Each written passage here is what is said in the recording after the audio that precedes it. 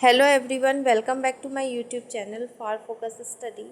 आज की ये वीडियो हमारे यूजीसी नेट कॉमर्स के बच्चों के लिए है, जो कि बिजनेस फाइनेंस के एक टॉपिक कॉस्ट ऑफ कैपिटल पे बेस्ड है। कॉस्ट ऑफ कैपिटल को स्टार्ट करने से पहले ये कैपिटल वर्ड का क्या मीनिंग है, इसे क्लियर करना बहुत ही ज़्यादा ज़रूरी है। तो चलिए बिना देर किए हम लेक्चर को स्टार्ट करते हैं कि कॉस्ट ऑफ कैपिटल में कैपिटल शब्द का क्या मतलब है। कैपिटल को यहाँ हम क्या कंसिडर करेंगे, all long term sources of finance जो कि बिज़नेस को स्टार्ट करने के लिए बहुत ही ज़रूरी होती है। तो फाइनेंस हम डिफरेंट सोर्सेज से फाइनेंस को रेस कर सकते हैं, डेट से, इक्विटी से, प्रेफरेंस शेयर से, रिटेन अर्निंग से। किस टाइप के फाइनेंस को हम अपने बिजनेस में यूज़ कर रहे हैं। तो यहाँ पे कैपिटल में जितने भी long term sources of finance आएंगे उसे हम कंसिडर करेंगे। तो और डिटेल्स में समझते हैं। चलिए कैपिटल को देखिए। कैपिटल यहाँ पे अगर हम कैपिटल में डेट से रेस कर रहे हैं, लॉन्ग टर्म डेट से, तो उसकी एक कॉस्ट आएगी जिसे हम केडी बोलेंगे। मान लीजिए केडी हमारी कॉस्ट पड़ रही है 15%। ठीक है, केडी की कॉस्ट पड़ रही है 15%। उसी तरह अगर हम इक्विटी से पैसे को रेस कर रहे हैं अपने फाइनेंस को, तो उसकी कॉस्ट पड़ रही है मान लीजिए 15.85%। ठीक है, और अगर हम मान लीजिए हम अब प्रेफरेंस शेयर से रेस कर रहे हैं तो उसकी कॉस्ट पड़ रही है 16%। और मान लीजिए हम रिटेन अर्निंग से पैसे को रेस कर रहे हैं तो उसकी कॉस्ट पड़ रही है 16.65%। ठीक है, और हमारी इन सबको जब हम सम अप करेंगे तो हमारे पास आएगी ओवरऑल कॉस्ट ऑफ कैपिटल, जो कि KO वो मान लीजिए है 16.85%। ठीक है, और जब हमारी रिटर्न, जिसे हम IRR कहते हैं, हम पैसे को जब बिज़नेस में लगा रहे हैं तो उससे जो हमारी रिटर्न आएगी वो मान लीजिए आ रही है, वो मान लीजिए आपकी 16.25 आ रही है। ठीक है, तो अब हम यहाँ पे देखेंगे कि हमारी किस चीज़ में हमारी कॉस्ट रिटर्न ज़्यादा है और कॉस्ट कम है। चलिए हम कंपेयर करके सीखते हैं। केडी जो कि 15% थी, मान लीजिए एक प्रोजेक्ट है हमारे पास और उसकी कॉस्ट हमें पड़ रही है 15%। तो केडी है फिर हमारे पास 15% और उसकी रिटर्न आ रही है, IRR है हमारे पास 16.25%। तो कॉस्ट हमारी कम है, रिटर्न ज़्यादा है, तो हम इस प्रोजेक्ट को एक्सेप्ट करेंगे। कॉस्ट हमारी कम है और रिटर्न ज़्यादा है, तो क्या हम इस प्रोजेक्ट को एक्सेप्ट करेंगे? बिल्कुल करेंगे, क्योंकि हमारी कॉस्ट कम, यहाँ पे हमारी कॉस्ट कम आ रही है और रिटर्न ज़्यादा आ रही है। ठीक है, और उसी तरह हमारी रिटर्न ज़्यादा है, हमारी कॉस्ट कम है, तो इसीलिए हम इस प्रोजेक्ट को एक्सेप्ट करेंगे। और उसी तरह मान लीजिए हमारी KE थी 15.85% और हमारी रिटर्न थी 16.25%। तो अभी भी हमारे इक्विटी की कॉस्ट कम पड़ रही है और हमारे रिटर्न IRR ज़्यादा है इस प्रोजेक्ट की, तो हम इस प्रोजेक्ट को भी एक्सेप्ट करेंगे। और मान लीजिए हमारी KP जो कि प्रेफरेंस शेयर्स की कॉस्ट थी वो थी 16%। अभी भी हमारी कॉस्ट कम है और रिटर्न ज़्यादा है। ठीक है, तो हम इस प्रोजेक्ट को भी एक्सेप्ट करेंगे। उसी तरह अगर मान लीजिए हमारी कॉस्ट आ रही है 16.25% ही और हमारी रिटर्न भी है, IRR भी है 16.25%, तो क्या हम इस प्रोजेक्ट को अब एक्सेप्ट करेंगे? जी हाँ, अभी भी करेंगे, क्योंकि हमारी कॉस्ट और रिटर्न दोनों सेम आ रही है। ठीक है, उसी तरह अगर मान लीजिए हमारी कॉस्ट बढ़ गई और रिटर्न कम हो गई, तो क्या हम उस प्रोजेक्ट को एक्सेप्ट करेंगे? नहीं करेंगे। उस केस में क्योंकि हमारी कॉस्ट ज़्यादा हो जा रही है, इसलिए हम उस प्रोजेक्ट को एक्सेप्ट नहीं करेंगे। तो ये थी एक ब्रीफ आपके लिए नोट्स। अब हम समझते हैं कॉस्ट ऑफ डेट को।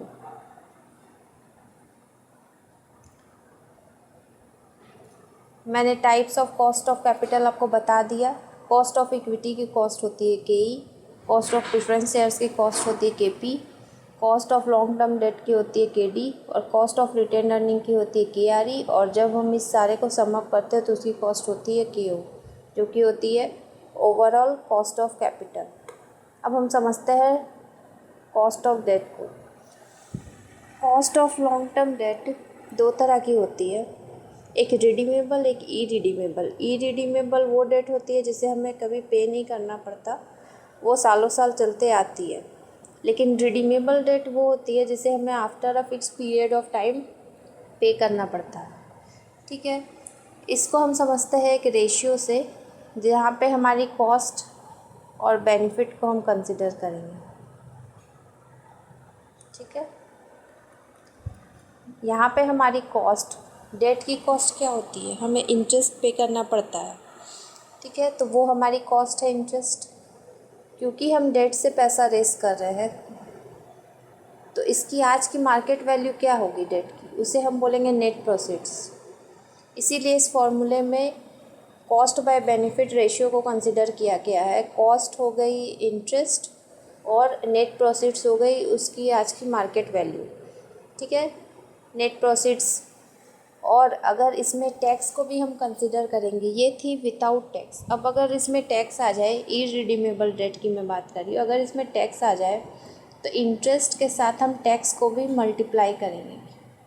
ठीक है, 1 - T के साथ इंटरेस्ट को मल्टीप्लाई करेंगे और ये नेट प्रोसीड्स बाय में रहेगी इंटू 100, ये इसका फॉर्मूला हो जाएगा।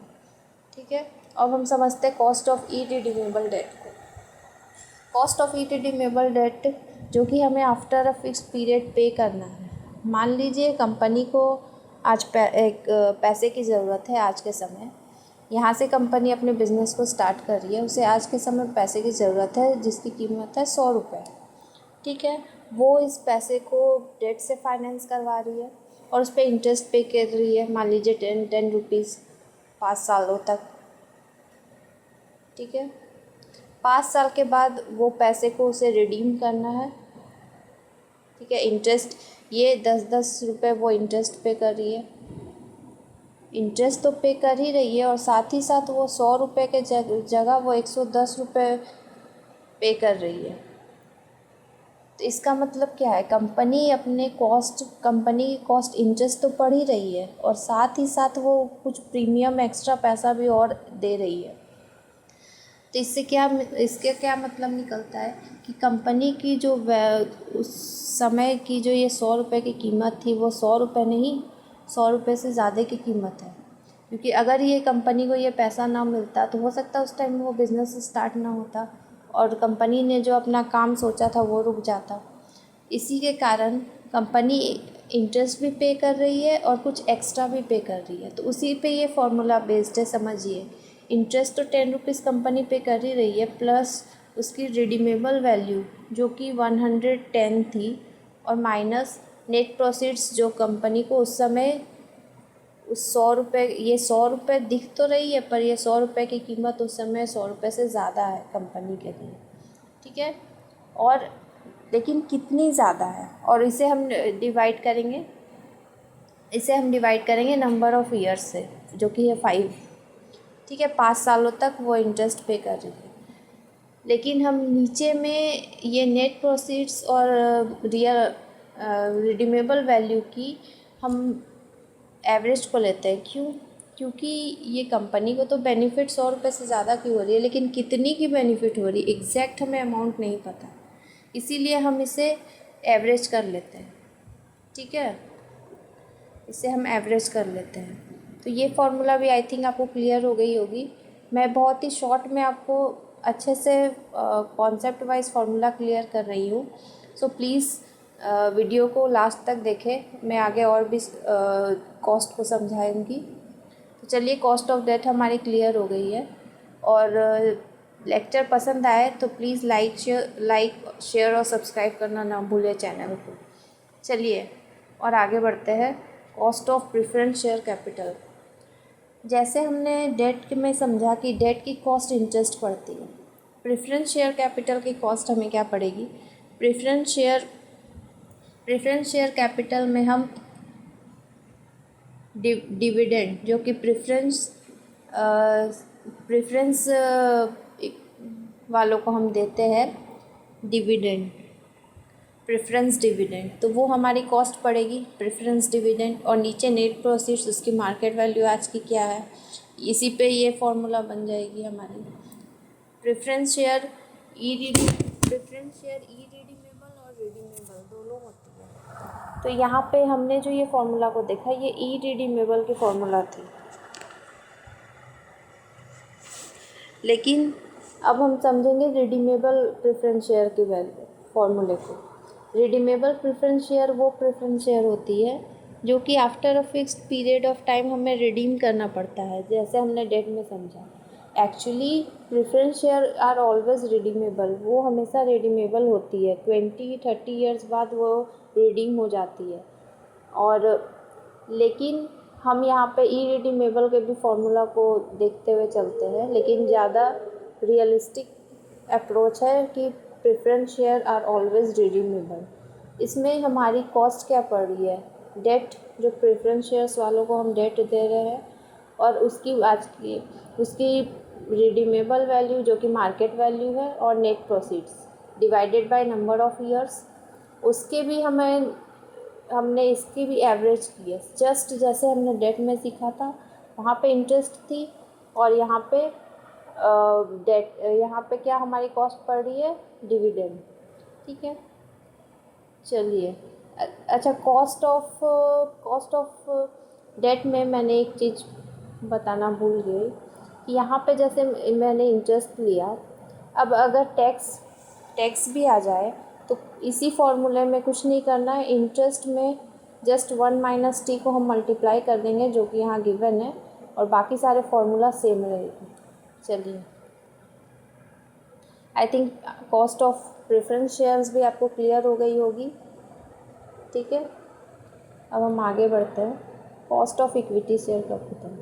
Cost of equity share capital को कैलकुलेट करने की 5 तरह की मेथड है।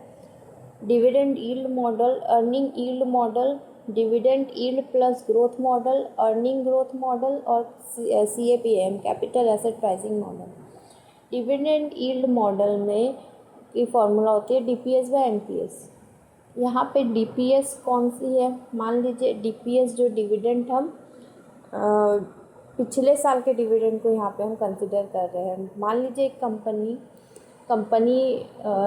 पूरे साल काम करती है, और फिर जाके उसकी AGM होती है। मान लीजिए एक कंपनी है, ईयर 2021 में पूरे साल वो काम करती है, उसकी AGM यहाँ पे होगी जा कर के अगले साल। ठीक है, तो AGM जब अगले साल होगी तो डिविडेंड डिक्लेरेशन भी यहीं पे होगी। मान लीजिए डिविडेंड डिक्लेयर हुआ है 10 रुपये, और जैसे ही डिविडेंड डिक्लेयर हुआ तो ये यहाँ पे जो हम डिविडेंड ले रहे हैं, इस डिविडेंड को हम बोलेंगे डी नॉट। ठीक है, इस डिविडेंड को हम क्या बोलते हैं, डी नॉट, जो कि पिछले साल के डिविडेंड है, वो करंट ईयर की नहीं होती, पिछले साल से आई हुई डिविडेंड है जो हमें इस साल मिल रही है करंट ईयर में। तो यहाँ पे जो DPS में डिविडेंड हम लेते हैं वो डी नॉट, जो पिछले साल की होती है वो। अब अर्निंग यील्ड में यहाँ पे हमने डिविडेंड को कंसिडर किया, अर्निंग यील्ड में हम अर्निंग EPS को कंसिडर करते हैं, क्योंकि EPS भी तो इक्विटी शेयर होल्डर वालों की ही होती है। तो एक बार हमने डिविडेंड को कंसिडर किया और एक बार हमने EPS को कंसिडर किया। ठीक है, बाकी नीचे MPS, market value, market price पर शेयर ही रहती है दोनों में। ठीक है, अब हम dividend yield plus growth model को समझेंगे। इसमें क्या है कि हमारी इसी कॉन्सेप्ट से हम समझते हैं। चलिए, यहाँ पे जो ये फॉर्मूला देखिए सेम है, डिविडेंड यील्ड मॉडल के ही फॉर्मूला है ये भी, लेकिन इसमें एक एक्स्ट्रा चीज़ है ग्रोथ। क्यों? क्योंकि अगर हमें करंट ईयर का डिविडेंड चाहिए, यहाँ पे तो हमने पिछले साल का लिया था, इसलिए ये फॉर्मूला उतनी सुपीरियर नहीं है जितनी कि ये है। इसमें हम करंट ईयर के डिविडेंड को यूज़ करेंगे। मान लीजिए कंपनी 2021-22 में काम कर रही है, वो यहाँ पे जा कर के एजीएम करेगी 22-23 के बीच में, यहाँ पे उसकी एजीएम होगी। ठीक है, तो पिछले साल जो उसने डी नॉट को 10 रुपया डिक्लेयर किया था, इस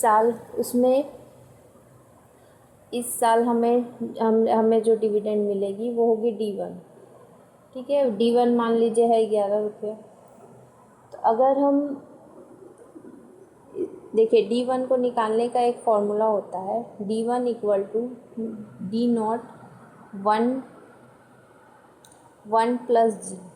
ठीक है, यहाँ से यहाँ के बीच में ग्रोथ आती है, मान लीजिए 10% ग्रोथ है।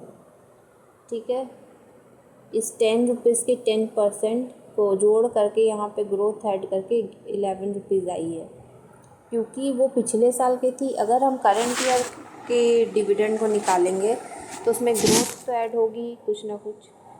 तो अगर हमारे पास करंट ईयर के डिविडेंड है तो उसमें हम करंट ईयर के डिविडेंड है हमारे पास 10 रुपये, और उसमें अगर हम ग्रोथ को ऐड कर देंगे 10%, तो वो हो जाएगी 0.1। तो ये अगर हम इसे करेंगे तो ये 11 रुपीज़ आ जाएगी। ठीक है,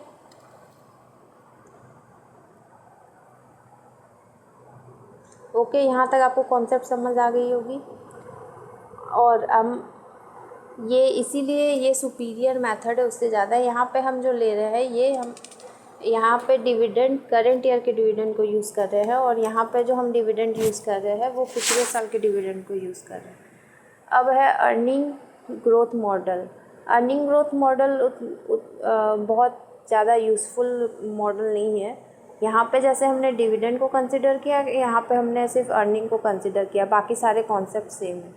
CAPM सबसे मोस्ट सुपीरियर मॉडल है, इसलिए क्योंकि इसके यूज़ सबसे ज़्यादा होती है। यहाँ पे हम समझेंगे, अगर एक पर्सन है वो गवर्नमेंट सिक्योरिटीज़ में इन्वेस्ट करती है और उसे वहाँ से रिटर्न मिल रहा है 10% मान लीजिए, तो वो जब गवर्नमेंट सिक्योरिटीज़ में और इसको हम बोलते हैं risk free rate, RF, risk free rate, जो कि गवर्नमेंट सिक्योरिटीज़ में इतनी रिटर्न तो आएगी ही आएगी हमें, ये फिक्स है। वैसे ही अगर वो गवर्नमेंट सिक्योरिटीज़ को छोड़ करके अगर मान लीजिए एक रिलायंस कंपनी के पास पैसे को इन्वेस्ट करता है, तो वो क्यों जाएगा रिलायंस के पास? वो रिलायंस के पास क्यों जाएगा? क्योंकि उसे रिटर्न कहीं ना कहीं ज़्यादा मिल रहा होगा। यहाँ से मान लीजिए उसे 15% रिटर्न मिल रहा है, तभी ना वो रिलायंस के पास जाएगा, नहीं तो क्यों जाएगा? क्योंकि वो रिस्क ले रहा है। गवर्नमेंट सिक्योरिटीज़ जो कि रिस्क फ्री है उसे छोड़ करके वो रिस्की सिक्योरिटीज़ रिलायंस के पास जा रहा है, तो उसे रिटर्न भी ज़्यादा चाहिए। तो उसी को पे बेस्ड इस फॉर्मूला रिस्क फ्री रेट जो कि 10% है हमारे पास, ठीक है, और हमारी रिलायंस की जो वैल्यू मार्केट वैल्यू है वो 15% है। तो चलिए हम समझते हैं इस फॉर्मूले को। बीटा, यहाँ पे जो बीटा है ये मेज़र ऑफ सिस्टमैटिक रिस्क होती है। ठीक है, जितनी ज़्यादा बीटा, जितने ज़्यादा हम रिस्क लेंगे उतना ही ज़्यादा हमारा रिटर्न भी आएगा। तो जैसे जैसे हम बीटा की वैल्यू को बढ़ाते जाएंगे हमारी रिटर्न भी बढ़ते जाएगी। ठीक है, तो मान लीजिए रिस्क फ्री रेट थी हमारे पास 10%, बीटा है 2, और रिलायंस की मार्केट वैल्यू थी 15 माइनस 10। तो यहाँ पे 10 प्लस 10 कितनी आ गई हमारी इक्विटी की कॉस्ट? 20%। तो हम बीटा को जैसे जैसे यहाँ बढ़ाते जाएंगे, मान लीजिए 3 लिया तो यहाँ पे ये 15 आ जाएगी, तो ये 25 हो जाएगी। तो जैसे जैसे हम बीटा को बढ़ाते जा रहे हैं वैसे वैसे हमारी रिटर्न भी बढ़ेगी, और हमने रिस्क ज़्यादा लिया तो ऑब्वियस सा बात है हमारी रिटर्न भी हमें ज़्यादा मिलेगी। Higher the risk higher the return. Okay, चलिए ये पाँचों मॉडल हो चुकी है, आई थिंक आपको समझ आ गई होगी। चलिए हम आगे बढ़ते हैं। ओवरऑल कॉस्ट ऑफ कैपिटल, ये हमारी लास्ट टॉपिक है, overall cost of capital. Overall cost of capital का मतलब है कि जितने भी हमने जहाँ जहाँ से भी पैसे को रेज़ किया, इक्विटी से किया, डेट से किया, वो सारे का सम अप, मान लीजिए सारे का सम अप 100 लाख आ रही है, उसमें से 10 लाख इक्विटी से हमने लिया, 20 लाख डेट से लिया, ठीक है। इस तरीके से और हम मान लीजिए अगर इक्विटी से हमने लिया 10 लाख, ठीक है, डेट से लिया हमने 20 लाख, ठीक है, और हमारे पास ये मिला करके टोटल हो गई 30 लाख। अब इस 30 लाख में से इक्विटी की वैल्यू कितनी है, 10 लाख इंटू 100। इस तरीके से हम वेट निकालेंगे कि टोटल में से हमारे पास इक्विटी की क्या इतनी पोर्शन है और डेट की कितनी पोर्शन है। टोटल में से इस तरीके से हमारी वेट निकल जाएगी, और उस वेट को जो हमने कॉस्ट अभी ऊपर सीखा, कॉस्ट ऑफ डेट निकालना, इक्विटी निकालना, इस वेट को फिर हम इस वेट को उस कॉस्ट के साथ मल्टीप्लाई करेंगे और वेट ऑफ इक्विटी को उसके कॉस्ट के साथ मल्टीप्लाई करेंगे। उसी तरह और अगर हमारे पास रिटेन्ड अर्निंग है, प्रेफरेंस है, तो उसे भी आगे हम ऐड करते जाएंगे। तो ये इस तरीके से हम वेट को उसके कॉस्ट के साथ मल्टीप्लाई करके ओवरऑल कॉस्ट ऑफ कैपिटल निकालेंगे, ठीक है। अब एक चीज़ मुझे समझाना था, कॉस्ट ऑफ रिटेन्ड अर्निंग्स। यहाँ पे